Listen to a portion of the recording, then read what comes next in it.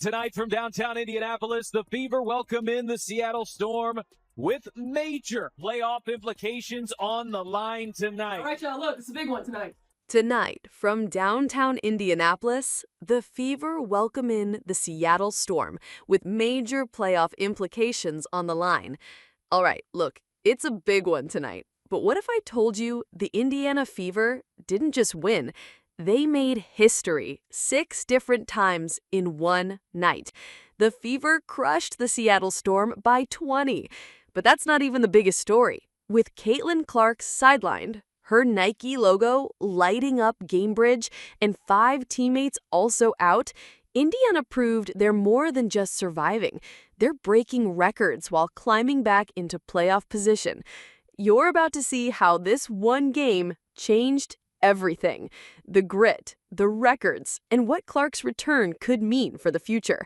This wasn't just a victory, it was a statement. If you're fired up, then comment "fired up with the Fever." Let's go. What happens when a player doesn't even step on the floor, but her presence defines the entire night? That was the scene at Gainbridge Fieldhouse, where the spotlight shined on Caitlin Clark, despite her sitting on the sideline in street clothes. Nike had chosen this game as the stage to launch her signature logo, and the energy made the arena feel less like a late August contest and more like a citywide celebration. The double C symbol covered the building, glowing outside on giant displays, and stretched across t-shirts handed to every fan walking through the doors. Thousands put them on instantly, giving the crowd a unified look, almost like a stadium-wide team uniform inside the arena. You could feel the buzz before the very first possession. Clark's absence didn't seem to matter. Her brand held the building. Gainbridge had been transformed into Caitlin Clark Arena. Everywhere you looked, there was a banner, merchandise, or a fan clutching limited edition gear. This wasn't just WNBA basketball.